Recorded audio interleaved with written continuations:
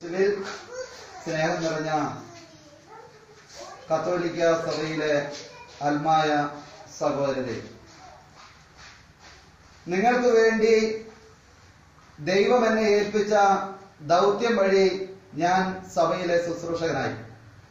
ദൈവവചനം പൂർണ്ണമായി വെളിപ്പെടുത്തുക എന്നതാണ് എന്റെ ലക്ഷ്യം. യുഗങ്ങൾക്ക് മുമ്പ് മറച്ചു വെച്ചിരിക്കുന്ന ഈ രഹസ്യം ദൈവം തന്റെ ഭക്തർക്ക് വെളിപ്പെടുത്തിയിരിക്കുന്നു. ഈ ലക്ഷ്യം നിറവേറുന്നതിന് വേണ്ടിയാണ് അവൻ എന്നിൽ ഉണർത്തുന്ന ചൈതന്യത്താൽ ആണ് ഈ സന്ദേശം നൽകുന്നത്. ഈ സന്ദേശം അനേകർ ദൈവത്തിലേക്ക് തിരിയുവാൻ ഇടയാകട്ടെ എന്ന് പ്രാർത്ഥിച്ചുകൊണ്ട് ഈ സന്ദേശം ദൈവ നാമ മഹത്വത്തിനായി തീരട്ടെ എന്ന് പ്രാർത്ഥിച്ചുകൊണ്ട് ഈ ദൈവവചനം ശുശ്രൂഷ ആരംഭിക്കട്ടെ.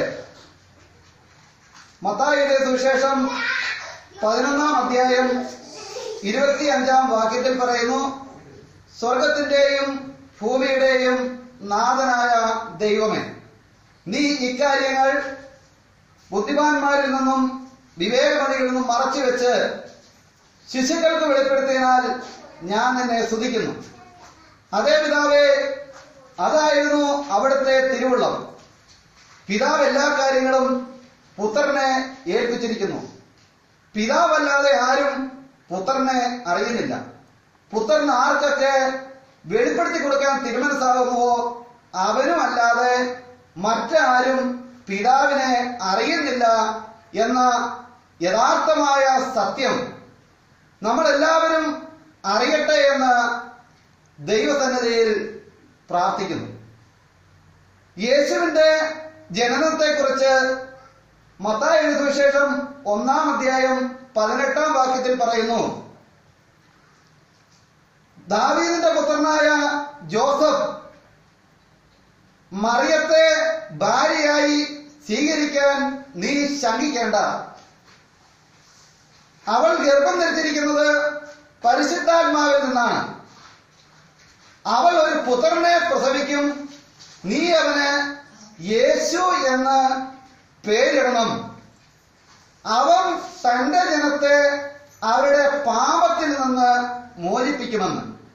അപ്പോൾ യേശു ക്രിസ്തു ഈ ലോകത്തിലേക്ക് വന്നത് പാപിയായ ഒരു മനുഷ്യനെ അവന്റെ പാപത്തിൽ തന്നെ നിർത്താനല്ല, പാപിയായ ഒരു മനുഷ്യനെ അവന്റെ പാപത്തിൽ നിന്ന് മോചനം നൽകുവാനാണ്. മർക്കോസ് എഴുതിയ സുവിശേഷം 2-ാം അധ്യായം 1 മുതൽ 12 വരെയുള്ള വാക്യം നമുക്ക് എല്ലാവർക്കും അറിയാം. യേശു ഒരു തളർവാദ രോഗിയെ സുഖപ്പെടുത്തുന്ന സംഭവം. യേശു ഇരുന്ന വീടിന്റെ മേൽക്കൂര പൊളിച്ച് ഈ തളർവാദ രോഗിയെ കട്ടിലൂടെ അവിടെ കൊണ്ടുവന്നവർ യേശുവിന് മുമ്പിലേക്ക് ഇറക്കി വെച്ചു. യേശു അവനെ കണ്ട മാത്രയിൽ അവനോട് പറഞ്ഞത്, മകനെ, ധൈര്യമായിരിക്കുക, നിന്റെ പാപം ക്ഷമിക്കപ്പെട്ടിരിക്കുന്നു, സമാധാനത്തോടെ പോകുക എന്ന്. അപ്പോൾ ദൈവത്തിന്റെ സ്വന്തം ജനമായ നമ്മളെ ദൈവം തന്നെ ഈ ലോകത്തിലേക്ക് ഇറങ്ങി വന്ന്, യേശു എന്ന നാമത്തിൽ ഇറങ്ങി വന്ന് പാപത്തിൽ നിന്ന് നമ്മളെ രക്ഷിക്കാനാണ് യേശു ക്രിസ്തു ഈ ലോകത്തിലേക്ക് ഇറങ്ങി വന്നതെന്ന് ഈ വചനത്തിലൂടെ നമ്മളെ പഠിപ്പിക്കുന്നു. യോഹന്നാൻ എഴുതിയ സുവിശേഷം 1-ാം അധ്യായം 29-ാം വാക്യത്തിൽ നമുക്ക് പറയാം, യേശു ക്രിസ്തുവിന് വഴിയൊരുക്കാമെന്ന സ്നാപക യോഹന്നാൻ ലോകത്തോട് പ്രഖ്യാപിച്ചു. യേശു തന്റെ അടുത്തേക്ക് നടന്നു വരുന്നത് കണ്ടപ്പോൾ സ്നാപക യോഹന്നാൻ പറഞ്ഞു, ഇതാ ലോകത്തിന്റെ പാപം നീക്കുന്ന ദൈവത്തിന്റെ കുഞ്ഞാട് എന്ന്. അപ്പോൾ ഇതിലൂടെ നമുക്കൊന്ന് മനസ്സിലാക്കാം, യേശു ക്രിസ്തു ഈ ലോകത്തിലേക്ക് വന്നത് നമ്മളുടെ പാപം ഏറ്റെടുക്കാനാണെന്ന് ഇതിലൂടെ നമുക്ക് മനസ്സിലാക്കാം. യേശു ക്രിസ്തു ബെത്ലഹേം ജനിച്ചപ്പോൾ ദൈവത്തിന് ആട്ടിടയന്മാർക്ക് പ്രത്യക്ഷപ്പെട്ടുകൊണ്ട് പറഞ്ഞു, ലൂക്കായുടെ സുവിശേഷം 2-ാം അധ്യായം 10-ാം വാക്യത്തിൽ പറഞ്ഞു, ഇതാ സകല ജനത്തിനും വേണ്ടിയുള്ള വലിയ സന്തോഷത്തിന്റെ സദ്വാർത്ത ഞാൻ നിങ്ങളെ അറിയിക്കുന്നു. നിങ്ങൾക്കായി ഒരു രക്ഷകൻ കർത്താവായ ക്രിസ്തു ഇന്ന് ജനിച്ചിരിക്കുന്നു എന്ന് ഈ ആട്ടിടയന്മാർക്ക് ദൈവത്തിന്റെ ദൂതൻ പ്രത്യക്ഷപ്പെട്ട് പറയുന്നു. അപ്പോൾ ഏത് മേഖലയിലൂടെ നമ്മൾ നോക്കിയാലും യേശു ക്രിസ്തു ഈ ലോകത്തിലേക്ക് വന്നത് നമ്മുടെ പാപത്തിന് പരിഹാരം ചെയ്ത് പാപിയായ ഒരു മനുഷ്യന് പരിശുദ്ധിയിലേക്ക് ഉയർത്താനാണ് എന്ന് ദൈവം നമ്മളെ പഠിപ്പിക്കുന്നു. ആ യേശു ക്രിസ്തു ദൈവം തന്നെയാണെന്ന് വളരെ വ്യക്തമായി മത്തായി സുവിശേഷം 2-ാം അധ്യായം 11-ാം വാക്യത്തിൽ ജ്ഞാനികളെ കുറിച്ച് നമുക്കൊന്ന് ചിന്തിക്കാം. ദൈവ നക്ഷത്രം കണ്ട് രക്ഷകൻ പറയുന്ന രക്ഷകന്റെ നക്ഷത്രം കണ്ട് അവർ ഹെരോദോസ് രാജാവിന്റെ കൊട്ടാരത്തിലേക്ക് കടന്നു വന്നു. ഹെരോദോസ് രാജാവിനോട് ചോദിച്ചു, എവിടെയാണ് രാജാവായി ജനിച്ചവൻ, എവിടെയാണെന്ന് ചോദിച്ചു. അപ്പോൾ ഹെരോദോസ് അവരുടെ പുരോഹിതന്മാരെയും നിയമിച്ചരെ വിളിച്ചുകൂട്ടി ചോദിച്ചു, എവിടെയാണ് രക്ഷകൻ ജനിക്കാതിരിക്കുന്നത്? അപ്പോൾ അവരെല്ലാവരും പറഞ്ഞു, യൂദയായ ബെത്ലഹേം. നീ യൂദയായ ബെത്ലഹേം തീരെ താഴെയല്ല, മറ്റു പട്ടണങ്ങളേക്കാൾ തീരെ താഴെയല്ല, നിന്നിൽ നിന്നാണ് രക്ഷകൻ പുറപ്പെടാനിരിക്കുന്നത്. അപ്പോൾ ജ്ഞാനികളെ ഈ ഹെരോദോസ് രാജാവ് ഈ ബെത്ലഹേമിലേക്ക് അയച്ചുകൊണ്ട് പറഞ്ഞു, നിങ്ങൾ ചെന്ന് ശിശുവിനെ പറ്റി സൂക്ഷ്മമായി അന്വേഷിക്കുക. ഞാനും ചെന്ന് അവനെ കുമ്പിട്ടാരാധിക്കേണ്ടതിന് എന്നെയും അറിയിക്കുക. ഈ ഹെരോദോസ് രാജാവ് ഈ യേശുവിനെ കുമ്പിട്ടാരാധിക്കാനല്ല, യേശുവിനെ നശിപ്പിക്കാനാണ് അവരിൽ നിന്ന് വിവരം ചോദിച്ച് മനസ്സിലാക്കിയിട്ടുള്ളത്. അപ്പോൾ ഈ ജ്ഞാനികൾ നക്ഷത്രം അവർക്ക് മുമ്പേ നീങ്ങിക്കൊണ്ടിരുന്നു. യേശു ജനിച്ച ആ സ്ഥലത്തിന്റെ മേലിൽ വന്ന് ഈ നക്ഷത്രം നിന്നു. യേശു അവന്റെ അമ്മയായ മറിയത്തോടും ജോസഫിനോടൊപ്പം ഈ ജ്ഞാനികൾ യേശുവിനെ കാണുകയും ശിശുവായ യേശുവിനെ കാണുകയും അവനെ കുമ്പിട്ട് ആരാധിക്കുകയും നിക്ഷേപപാത്രങ്ങൾ തുറന്ന് സ്വർണവും വെള്ളിയും കാഴ്ച അർപ്പിക്കുകയും ചെയ്തു. അപ്പോൾ ദൈവത്തിൽ ജ്ഞാനം ലഭിച്ച ഒരുവനല്ലാതെ യേശു ക്രിസ്തു ആരാണെന്ന് ഒരു മനുഷ്യന് മനസ്സിലാക്കുവാൻ സാധിക്കുകയില്ല എന്ന് ഈ വചനത്തിലൂടെ നമുക്ക് മനസ്സിലാക്കാൻ സാധിക്കുന്നു. നമുക്ക് നമ്മുടെ സഭയിലേക്ക് നോക്കാം. ഞാനടങ്ങുന്ന കത്തോലിക്ക സഭയിലേക്ക് നമുക്ക് നോക്കാം. ഈ കത്തോലിക്ക സഭയിലെ വിശ്വാസങ്ങളും കത്തോലിക്ക സഭയിലെ പഠനങ്ങളിലേക്ക് നമുക്ക് നോക്കാം. ദൈവത്തിന്റെ ദൂതൻ മറിയത്തിന് പ്രത്യക്ഷപ്പെട്ട് പറഞ്ഞു, ദൈവകൃപ നിറഞ്ഞവളെ, നീ ദൈവസന്നിധി കൃപ കണ്ടെത്തിയിരിക്കുന്നു, നീ ഒരു പുത്രനെ പ്രസവിക്കും, നീ അവന് യേശു എന്ന പേരിടണമെന്ന്. അതുവരെ ദൈവത്തെ കുറിച്ച് അറിയാത്ത മറിയം നമുക്കറിയാം അസ്വസ്ഥമായി. ഇതെങ്ങനെ സംഭവിക്കും? ഞാൻ പുരുഷനെ അറിയില്ലല്ലോ. ദൈവദൂതൻ വ്യക്തമായി പറഞ്ഞു കൊടുത്ത പരിശുദ്ധാത്മാവ് നിന്റെ പേര് വരും, അത്യുന്നതന്റെ ശക്തി നിന്റെ പേര് ആവസിക്കും, ജനിക്കാനുള്ളവൻ പരിശുദ്ധൻ ദൈവപുത്രൻ എന്ന് വിളിക്കപ്പെടും. അപ്പോൾ മറിയം പറഞ്ഞു, ഇതാ കർത്താവേ നിന്റെ ദാസി, നിന്റെ വാക്ക് എന്നിൽ നിറവേറട്ടെ എന്ന്. അപ്പോൾ ആദ്യത്തെ രക്ഷ മറിയത്തിന് കിട്ടി. മറിയം ഇന്ന് കത്തോലിക്ക സഭയിൽ പറയുന്ന മറിയമല്ല ഇത്. ആ മറിയം വിശുദ്ധമായ ഒരു ജീവിതം നയിച്ച മറിയം, പാവിയല്ലാത്ത മറിയം. നമുക്കറിയാം ഇന്ന് ലോകം മുഴുവൻ മാതാവ് സങ്കല്പങ്ങൾ മുഴുകി ജീവിക്കുന്നു. ഈ ദൈവവചനം പറയുന്ന മാതാവല്ല എന്ന് വളരെ വ്യക്തമായി തന്നെ ദൈവവചനം നമ്മളെ പഠിപ്പിക്കുന്നു. ഈ മാതാവ് കൊന്ത ചൊല്ലിയിട്ടുണ്ടോ എന്ന് ചോദിച്ചാൽ ഇത് കേൾക്കുന്ന സഹോദര, നീ എന്നുത്തരം പറയും. മാതാവ് കൊന്ത ചൊല്ലിയിട്ടുണ്ട്, എങ്ങനെ ചെല്ലണം?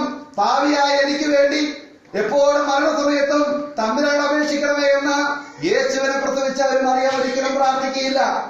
യേശു വന്ന് ചൊല്ലിയിട്ടുണ്ടോ എന്ന് നമുക്ക് നോക്കാം. യേശു എങ്ങനെ വന്ന് ചെല്ലണം? പരിശുദ്ധ മറിയമേ, തമ്പുരാന്റെ അമ്മേ, പാവിയായ എനിക്ക് വേണ്ടി എന്ന് യേശു ഒരിക്കലും പറയൂല. യേശു പരിശുദ്ധനായാണ്.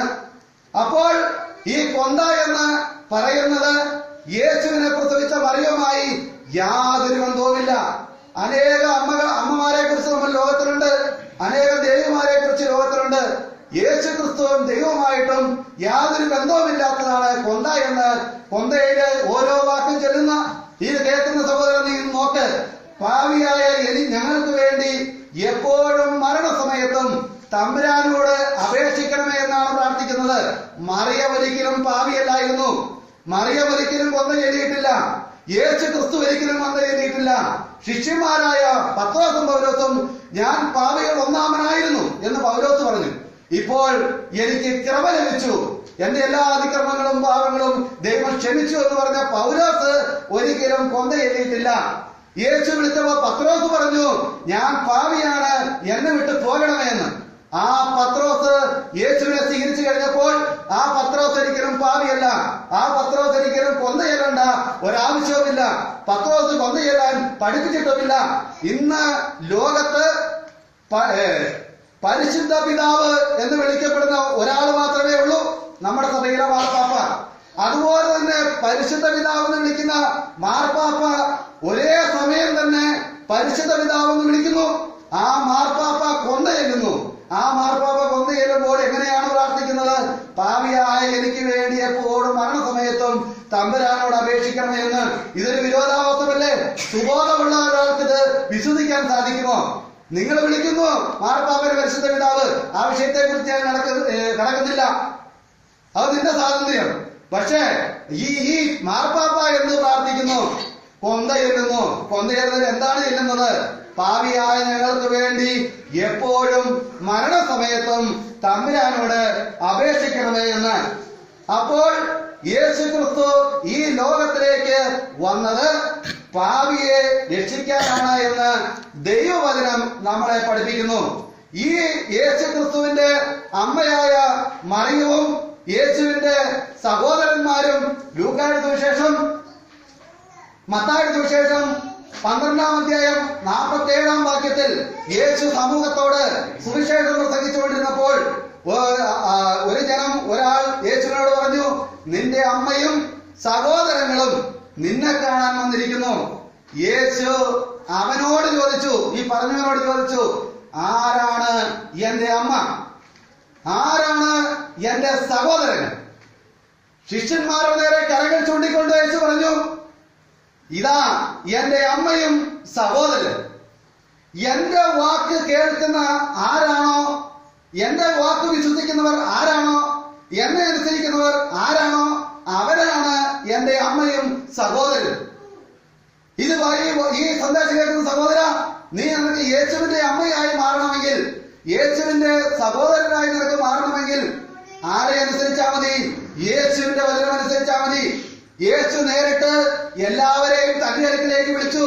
അധ്വാനിക്കുന്നവരെ, ഭാരം വഹിക്കുന്നവരെ, നിങ്ങളെല്ലാവരും എന്റെ അടുക്കിലേക്ക് വരുവിൻ, ഞാൻ നിങ്ങളെ ആശ്വസിപ്പിക്കാമെന്ന്. ലോകത്തിലേക്ക് നോക്കുമ്പോൾ, സഭയിലേക്ക് നോക്കുമ്പോൾ അസാധികാര്യത്തിന് മധ്യസ്ഥൻ, അവിടെ മഞ്ഞുമാതാവ്, ഇവിടെ വേളാങ്കണ്ണി മാതാവ്, അങ്ങനെ ഓരോ വേഷത്തിലും രൂപത്തിലും ഓരോ സ്ഥലങ്ങളിലും ദേവന്മാരും ദേവിമാരും ഇന്ന് കുന്നുകൂടിക്കൊണ്ടേയിരിക്കുന്നു. അപ്പസ്തോല പ്രവർത്തനം നമുക്ക് നോക്കിയാൽ മനസ്സിലാകും. അപ്പസ്തോല പ്രവർത്തനം 14-ാം അധ്യായം 8-ാം വാക്യം, പൗലോസ് മുടന്തനായ ഒരു മനുഷ്യന് സൗഖ്യം കൊടുത്തപ്പോൾ അത് കണ്ടുകൊണ്ടിരുന്ന അവിടുത്തെ ജനങ്ങൾ പറഞ്ഞു, ദേവന്മാർ മനുഷ്യരൂപം കൊണ്ട് ഈ ലോകത്തിലേക്ക് ഇറങ്ങി വന്നിരിക്കുന്നു. ഇത് തന്നെയല്ലേ കത്തോലിക്ക സഭയിൽ പറഞ്ഞുകൊണ്ടിരിക്കുന്നത്? ഈ ലോകത്തെ ജനിച്ച് ജീവിച്ച ഒരാളെ എടുത്ത് അവരുടെ മരിച്ചതിന് ശേഷം, മരിക്കുന്നതിന് മുമ്പ് തന്നെ ദേവനാക്കി ദേവിയാക്കി ലോകം മുഴുവൻ പ്രസംഗിച്ചുകൊണ്ടേ നടക്കുന്നു. ഒരു പുരോഹിതൻ ഏറ്റെടുത്ത ദൗത്യം എന്താണ്? കർത്താവേ നിൻ സുവിശേഷത്തിൻ സത്യവിളംബരം ചെയ്യുവാൻ നിൽക്കുമീ താപക ദാസൻ എന്നാണ് ഒരു പുരോഹിതൻ അവൻ ഏറ്റെടുത്ത ആ പുരോഹിത ദൗത്യം ഏറ്റെടുക്കുമ്പോൾ സമൂഹത്തോട് പ്രസംഗിക്കുന്നത്. അതിനുശേഷം എന്ത് സുവിശേഷം പ്രസംഗിക്കുന്നത്? ലോകത്തോട് പ്രസംഗിക്കുന്നത്, ദേവന്മാരെ പ്രസംഗിച്ച് നടക്കുന്നു. പൗലോസ്ലിഹ നമുക്ക് നോക്കാം. ഈ 14-ാം അധ്യായം 8-ാം വാക്യത്തിൽ പൗലോസ്ലിഹ ഈ മുടന്തിന് സൗഖ്യം കൊടുത്തപ്പോൾ ദേവന്മാർ മനുഷ്യരൂപം കൊണ്ട് ഈ ലോകത്തിലേക്ക് ഇറങ്ങി വന്നിരിക്കുന്നു. അവർ ബർന്നബാസിനെ സേവൂസ് എന്നും പ്രധാന പ്രസംഗനായ പൗലോസിനെ ഹെർമോസ് എന്നും വിളിച്ചു. അവർ ഇവർക്ക് വേണ്ടി ബലിയർപ്പിക്കാൻ ആഗ്രഹം പ്രകടിപ്പിച്ചു. അപ്പോൾ പൗലോസ് തന്റെ ഉടുപ്പ് വലിച്ചു കീറി, ഹേ മനുഷ്യ, ഇത് കേൾക്കുന്ന നിന്നോട് ദൈവം പറയുന്നു, ഇത് കേൾക്കുന്ന നിന്നോട് പറയും, ഹേ മനുഷ്യ. കത്തോലിക്കയുടെ മാർപ്പാപ്പയോട് പറയുന്നു മനുഷ്യ. നമ്മുടെ വലിയ മെത്രാനോട് പറയുന്നു മനുഷ്യ, നീ എന്താണ് കാണിക്കുന്നത്? മാതാവിനെ സ്തുതിക്കാരി കുർബാന, അൽഫോൻസാമയുടെ സ്തുതിക്കാരി കുർബാന, ചാവറക്കോസിന് സ്തുതിക്കാരി കുർബാന, മദർ തെരേസയുടെ സ്തുതിക്കാരി കുർബാന. അവര് വന്ന് ഇത് തന്നെയല്ലേ പറഞ്ഞത്? അന്നത്തെ ജനം എന്തു പറഞ്ഞു? ഇവരൊക്കെ ബലിയർപ്പിക്കാൻ ആഗ്രഹിച്ചു. പൗലോസ് വസ്ത്രം വലിച്ചു കീറി ജനക്കൂട്ടത്തോട് പറഞ്ഞു, ഹേ മനുഷ്യ, നിങ്ങൾ എന്താണ് ചെയ്യുന്നത്? ഞാനും നിന്നെ പോലെ ഒരു മനുഷ്യനാണ്. ആരെയാണ് ആരാധിക്കേണ്ടത്? ദൈവത്തെ മാത്രം ആരാധിക്കാൻ പാടുള്ളൂ എന്ന് പൗലോസ് വളരെ വ്യക്തമായി പറയുമ്പോൾ, ഇന്ന് ലോകത്തിലുള്ള ഒരു ദേവന്മാരോടും ദേവികളോടും പ്രാർത്ഥിക്കാൻ പാടില്ല, ഒരു കൊന്തയും ഒരു മനുഷ്യൻ ചെല്ലാൻ പാടില്ല. കൊന്ത ക്രിസ്തീയ വിശ്വാസത്തിൽ ഉൾപ്പെടുന്നതല്ല. യേശു ലോകത്തിലേക്ക് വന്ന് പറഞ്ഞത് മുഴുവൻ പിതാവിനെ കുറിച്ചാണ്. യേശു ജെറുസലേം ദേവാലയത്തിൽ പെരുന്നാൾ നടക്കുന്നു. നമ്മൾ നമ്മുടെ നാട്ടിൽ നടക്കുന്ന പെരുന്നാൾ പോലെ തന്നെ വളരെ വിശാലമായ നല്ല ഗംഭീരമായ പെരുന്നാൾ നടക്കുന്നു. യേശുവിന്റെ അമ്മയായ മറിയവും ജോസഫും തിരുനാളിന് പോയി. യേശുവിനെയും കൂടെ കൊണ്ടുപോയി. അപ്പോൾ 7 കൂടെ കൊണ്ടുപോയപ്പോ 3 ദിവസം തിരിച്ചു പോന്നു. 3 ദിവസം കണ്ടിട്ട് അവനെ കാണാതായി. യാത്രാ സംഘത്തിന്റെ കൂടെ കാണുമെന്ന് വിചാരിച്ചു. പക്ഷെ നോക്കുമ്പോ യാത്രാ സംഘത്തിന്റെ കൂടെ ഒന്നും കണ്ടില്ല. തിരിച്ചു ചെന്ന് ദേവാലയത്തിൽ ചെന്ന് അവർ 3 ദിവസം തിരിച്ചു ചെന്നപ്പോൾ അവൻ ദേവാലയത്തിൽ അവനെ കണ്ടെത്തി. അവൻ ഉപാധ്യായന്മാരുടെ ഇടയിലിരുന്ന് അവർ പറയുന്നത് കേൾക്കുകയും അവരോട് ചോദ്യങ്ങൾ ചോദിക്കുകയും ചെയ്തു. യേശു മറിയം അവനോട് പറഞ്ഞു, മകനെ, നീ ഞങ്ങളോട് ഇങ്ങനെ ചെയ്തത്? യേശു പറഞ്ഞു, നിങ്ങൾ എന്തിനാണ് എന്നെ അന്വേഷിക്കുന്നത്? ഞാൻ എന്റെ പിതാവിന്റെ കാര്യങ്ങളിൽ വ്യാപൃതനാകേണ്ടതാണ് നിങ്ങൾ അറിയുന്നില്ലേ? ഇന്ന് കത്തോലിക്ക സഭ മുഴുവൻ എല്ലാ വിശ്വാസികളും പറയുന്നു പിതാവിനെ കുറിച്ചാണ് പറയുന്നത്. കത്തോലിക്ക സഭ പറയുന്നത് മാതാവിനെ കുറിച്ചാണ് പറയുന്നത്. അതും ഈ യേശുവിന്റെ അമ്മയായ മറിയത്തെ കുറിച്ചല്ല. ആ യേശുവിന്റെ അമ്മയായ മറിയത്തെ കുറിച്ചാണെങ്കിൽ ഈ വാക്കുകളാണ് പറയുന്നത്. യേശുവിന്റെ അമ്മയായ മറിയം പറഞ്ഞത്, ഞാനും നിന്റെ പിതാവും. യേശുവിന്റെ പിതാവല്ല യോസഫ്, നമുക്ക് എല്ലാവർക്കും അറിയാൻ വിശദീകരിക്കേണ്ട കാര്യമില്ല. ഞാനും നിന്റെ പിതാവും ഉത്കണ്ഠയോടെ നിന്നെ അന്വേഷിക്കാം. ഈ ഉത്കണ്ഠയുള്ള മാതാവിന്റെ അടുത്താണോ ഉത്കണ്ഠയോടെ നീ പോന്നു? ഈ ഉത്കണ്ഠയായി ജീവിച്ച മാതാവിന്റെ അടുത്ത് എന്ന് നീ നിന്റെ ഉത്കണ്ഠ ഇറക്കി വെച്ചാൽ സഹോദര, നിന്റെ ഉത്കണ്ഠ മാറുമോ? ഈ മാതാവിന്റെ അടുത്ത് നിന്റെ രോഗങ്ങൾ പോയി പ്രാർത്ഥിച്ചാൽ മാറുമോ? എന്നാൽ മാറുന്നത് ആരിൽ നിന്ന് മാത്രം? യേശു ക്രിസ്തുവിന്റെ സന്നിധിയിൽ അധ്വാനിക്കുന്നവരെ, ഭാരം വഹിക്കുന്നവരെ, നിങ്ങളെല്ലാവരും എന്റെ അടുക്കിലേക്ക് വരുമെൻ, ഞാൻ നിങ്ങളെ ആശ്വസിപ്പിക്കാം. ലൂക്കയുടെ സുവിശേഷം 14-27 വാക്യത്തിൽ പറയുന്നു, യേശു സുവിശേഷം പ്രസംഗിച്ചുകൊണ്ടിരുന്നപ്പോൾ ഒരു സ്ത്രീ പറഞ്ഞു, നിന്നെ വഹിച്ച ഉദരവും നിന്നെ പാലുകുട്ടിയ മലകളും എത്രയോ ഭാഗ്യമുള്ളത് എന്ന്. യേശു പറഞ്ഞു, അല്ല എന്ന് ഞാൻ നിന്നോട് പറയുന്നു. എന്റെ വചനം കേട്ട് അതനുസരിച്ച് പ്രവർത്തിക്കുന്നവൻ അതിലും ഭാഗ്യവാനാണ്. അപ്പോൾ ദൈവവചനത്തിലൂടെ എല്ലാം നോക്കുമ്പോൾ ഈ യേശു ക്രിസ്തു ആരാണെന്ന്, സൃഷ്ടാവായ ദൈവമാണെന്നും മറിയം ദൈവത്തിന്റെ ഒരു സൃഷ്ടി മാത്രമാണെന്നും നമ്മളെ പഠിപ്പിക്കുന്നു. യോഹന്നാൻ സുവിശേഷം 2-ാം അധ്യായത്തിൽ കാനായിലെ കല്യാണം ഇരുന്ന് സകല കരിസ്മാറ്റിക് ജ്ഞാനഗുരുക്കന്മാരും വിശ്വാസികളെ കബളിപ്പിച്ചുകൊണ്ട് ജീവിച്ചുകൊണ്ടിരിക്കുന്ന ഈ കല്യാണ വിരുന്നിൽ എന്താണ് സംഭവിച്ചത്? അവർക്ക് വീഞ്ഞു തീർന്നുപോയി. നമുക്ക് എല്ലാവർക്കും അറിയാം. യേശു വീഞ്ഞു കച്ചവടക്കാരനല്ലായിരുന്നു എന്ന് അവിടെയുള്ളവർക്കെല്ലാം അറിയാം.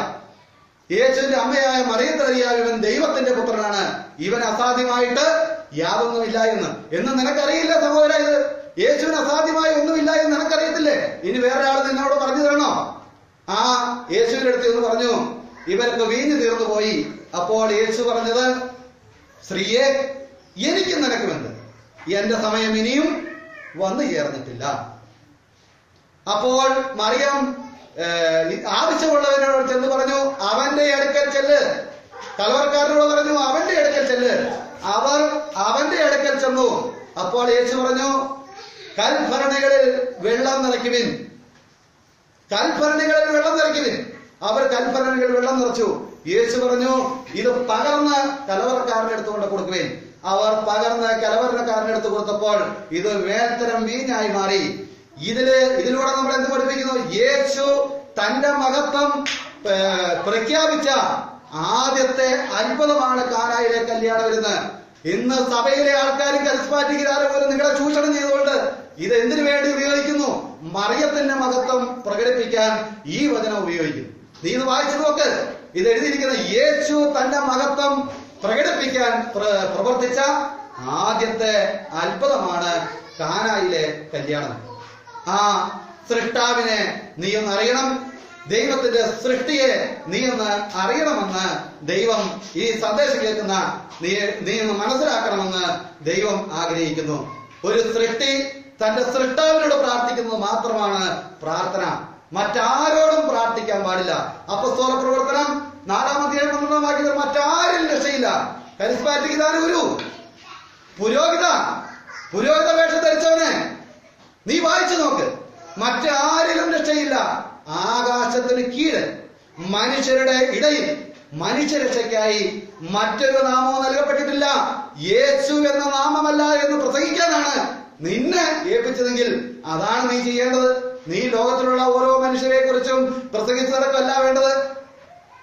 യെശയ്യാ പ്രവാചകന്റെ പുസ്തകം 4-ാം അധ്യായം 1-ാം അധ്യായം 2-ാം വാക്യത്തിലൂടെ നമുക്ക് നോക്കാം. അതിന് നമ്മളെ പഠിപ്പിക്കുന്ന എങ്ങനെ നമുക്ക് നോക്കാം. ആകാശങ്ങളെ ശ്രമിക്കുക, ഭൂതലമേ ശ്രദ്ധിക്കുക എന്ന്. എന്തിനാ ആകാശത്തോടും ഭൂമിയോടും ദൈവം പറയുന്നത്?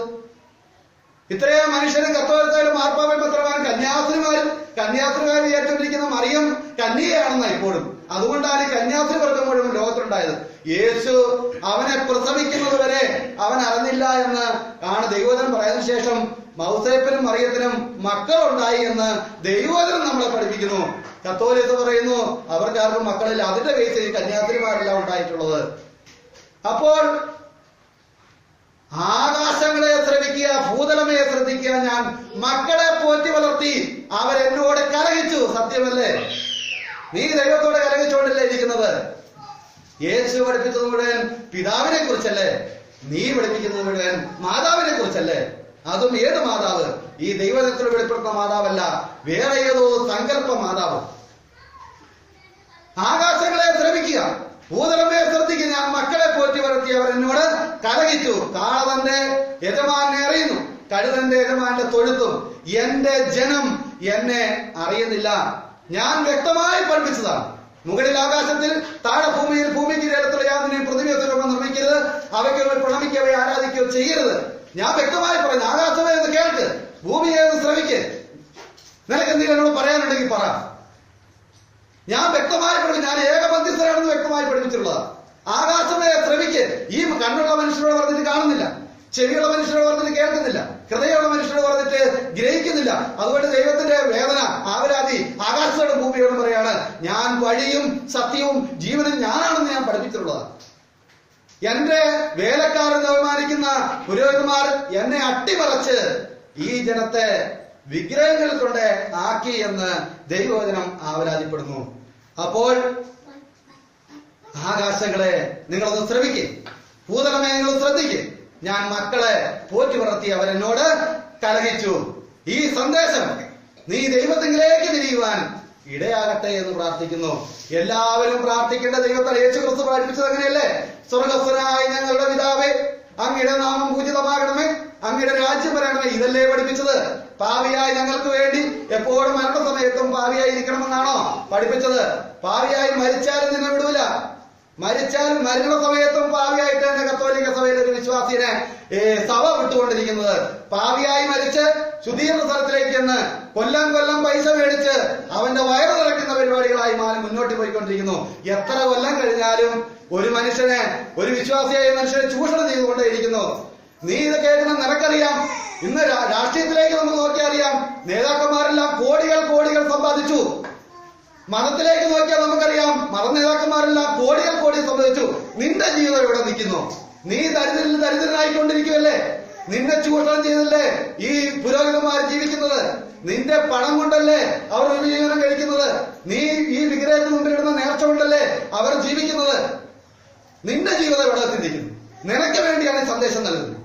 നിനക്ക് വേണ്ടിയാണ് ദൈവം സന്തോഷം നൽകുന്നത്. പുരോഹിതന്മാർക്ക് വേണ്ടിയല്ല. ആത്മായ എന്നെ, ഞാൻ അടങ്ങുന്ന കത്തോലിക്ക സഭയിലെ ആത്മായർക്ക് വേണ്ടിയാണ് ഈ സന്ദേശം നൽകുന്നത്. നീ ഒന്ന് ചിന്തിക്ക്. യഥാർത്ഥ ദൈവവചനം എവിടെ എഴുതിയിരിക്കുന്ന അടക്കമാണ് പറയുന്നത്. നീ ഒന്ന് വായിച്ചു നോക്ക്. ഇത് സത്യമാണോ എന്ന് ഒന്ന് വായിച്ചു നോക്ക്. ആകാശങ്ങളെ ഒന്ന് ശ്രമിക്ക്, ഭൂതലമേ ഒന്ന് ശ്രദ്ധിക്ക്. ഞാൻ മക്കളെ പോറ്റി വളർത്തി, അവരെന്നോട് കലഹിച്ചു. കാള തന്നെ യജമാനെ അറിയുന്നു, കഴുതന്റെ യജമാന്റെ തൊഴുത്തും. എന്റെ ജനം എന്നെ അറിയുന്നില്ല എന്ന്. ഹോസിയ പ്രവാചകന്റെ പുസ്തകം 4-ാം അധ്യായം 1-ാം വാക്യത്തിൽ എന്താ പറയുന്നത്? എന്താണ്? ദേശവാസികൾക്കെതിരെ എനിക്കൊരു ആരോപണമുണ്ട്. ഈ ദേശത്ത് വസിക്കുന്ന സകലരെയും കുറിച്ചാണ് ദൈവം പറയുന്നത്. ദേശവാസികൾക്കെതിരെ എനിക്കൊരു ദൈവവിചാരം ദേശത്ത് നഷ്ടപ്പെട്ടിരിക്കുന്നു. ദൈവവിചാരം ദേശത്ത് ദൈവവിചാരമില്ല. മറ്റെല്ലാ വിചാരങ്ങളും ഉണ്ട്. നമുക്കറിയാം, എല്ലാ വിചാരങ്ങളും മനുഷ്യരുണ്ട്. ഏതില്ല? ദൈവവിചാരമില്ല. ഞാൻ ഒരു സ്ത്രീ എന്നോട്, ഒരു ഹിന്ദു സ്ത്രീ ഞാൻ ഹിന്ദു സ്ത്രീയോട് സംസാരിച്ചപ്പോൾ ഹിന്ദു സ്ത്രീ ദൈവം എന്ന വാക്കുകൾ കൂടുതൽ ഉപയോഗിച്ചപ്പോൾ ഞാൻ അവരോട് ചോദിച്ചു, നിങ്ങളൊരു ക്രിസ്ത്യാനി സ്ത്രീയാണോ എന്ന് ചോദിച്ചു, അല്ലെങ്കിൽ കത്തോലിക്ക സ്ത്രീയാണോ എന്ന് ചോദിച്ചു. അവരെടുത്തു പറഞ്ഞ വാക്ക് എന്നെ ഞെട്ടിപ്പിച്ചു. കത്തോലിക്കരാരും ദൈവമേ എന്ന് വിളിക്കാറില്ല. കത്തോലിക്കരായ എല്ലാവരും വിളിക്കുന്നത്, ഏത് പ്രശ്നം വന്നാലും വിളിക്കുന്നത് മാതാവേ എന്നാണ്. സത്യമാണ്, എനിക്ക് അംഗീകരിക്കാതിരിക്കാൻ പറ്റില്ല. നിന്റെ നാവ് തുറന്നാൽ നീ മാതാവേ എന്നാണ് വിളിക്കുന്നത്, ദൈവമേ എന്നല്ല വിളിക്കുന്നത്. ഏത് കഷ്ടതയിലും നീ വിളിക്കുന്നത് ദൈവമേ എന്നാ വിളിക്കുന്നത്. സ്വർഗസ്ഥനായ ഞങ്ങളുടെ പിതാവേ എന്നല്ലേ നിന്നെ പഠിപ്പിച്ചത്. എന്നിട്ട് നിന്നെ ദേശവാസികൾക്കെതിരെ എനിക്കൊരു ആരോപണമുണ്ട്. ദൈവവിചാരം ദേശം നഷ്ടപ്പെട്ടിരിക്കുന്നു. ആണയിടലും വഞ്ചനയും കുറവാതെയും സീമാതീതമായിരിക്കുന്നു, ഒന്നിനൊന്നിനെ വർദ്ധിക്കുന്നു. ആരും തർക്കിക്കേണ്ട, കുറ്റപ്പെടുത്തേണ്ട. പുരോഹിത, നിനക്കെതിരായിട്ടാണ് എന്റെ ആരോപണം. പുരോഹിത, നിനക്കെതിരായിട്ടാണ്. പട്ടാപ്പകൽ നീ കാലിടറി വീടുന്നു. ഇപ്പോ പിടിക്കപ്പെട്ട ജയിലിൽ കിടക്കുന്ന പുരോഹിതൻ തലേ ദിവസം കുർബാന ചൊല്ലിയിട്ടുള്ളതല്ലേ? പീഡനക്കേസിൽ പ്രതിയായ പുരോഹിതൻ ഇന്ന് തലേ ദിവസം കുർബാന ചൊല്ലിയിട്ടുള്ളതല്ലേ? തലേ ദിവസം കുർബാന കൈക്കൊണ്ടിട്ടുള്ളതല്ലേ? അപ്പോൾ ദൈവവചനം ഇന്നും വളരെ വ്യക്തമായി, എന്റെ പുരോഹിത, നീ എന്റെ ജനത്തിന്റെ പാപം കൊണ്ട് നീ ഉപജീവനം കഴിക്കുന്നു. എന്നെ ആരാധിക്കുകയും എന്നെ സ്തുതിക്കുകയും എന്നെ മഹത്വപ്പെടുത്തുകയും ചെയ്യേണ്ട എന്റെ ജനം മറ്റ് പല വലങ്ങളിലേക്ക് ഓടിക്കൊണ്ടിരിക്കുന്നു. അസാധ്യ കാര്യത്തിന് മധ്യസ്ഥൻ, ആരോഗ്യത്തിന് വേണ്ടി മാതാവ്, എല്ലാ കാര്യത്തിനും എന്നെ ആർക്കും വേണ്ട. ആ ദൈവം നമ്മളെ എല്ലാവരെയും ആ രക്ഷയുടെ അനുഭവത്തിലേക്ക്, യഥാർത്ഥമായ സുവിശേഷത്തിലേക്ക്, സുവിശേഷം എന്ന വാക്കിന്റെ സദ്വാർത്ത, നിങ്ങൾക്കായി ഒരു രക്ഷകൻ ജനിച്ചിരിക്കുന്നു. അതാണ് സുവിശേഷം. ആ യഥാർത്ഥമായ സുവിശേഷം എനിക്ക് വേണ്ടി, എന്റെ പാപങ്ങൾക്ക് വേണ്ടി മരിച്ച് അടക്കപ്പെട്ട ഉയർത്തെഴുന്നേറ്റ് അവന്റെ വീണ്ടും വരുമെന്നാണ് വിശ്വാസം. ആ വിശ്വാസത്തെ നമുക്ക് മുറുകെ പിടിക്കാം. ഈ വിശ്വാസത്തെ നമുക്ക് അനേകരിലേക്ക് പകർന്നു കൊടുക്കാൻ ഈ സന്ദേശം കേൾക്കുന്ന എല്ലാവരും ഓരോ ദൈവത്തിന്റെ ഉപകരണങ്ങളാക്കി ദൈവം മാറ്റട്ടെ എന്ന് സർവശക്തനായ ദൈവത്തോട് പ്രാർത്ഥിച്ചുകൊണ്ട് ഈ സന്ദേശം കത്തോലിക്ക സഭയിലെ അന്ധകാരത്തിൽ ജീവിക്കുന്ന അൽമായർക്ക് ഒരു സ്വല്പം വെളിച്ചമായി ദൈവം മാറ്റുമെന്ന പ്രത്യാശയോടെ ഈ സന്ദേശം യേശുക്രിസ്തു വഴി പിതാവായ ദൈവത്തിന്റെ മഹത്വത്തിനായി സമർപ്പിച്ചുകൊണ്ട് നിർത്തുന്നു. Praise the Lord.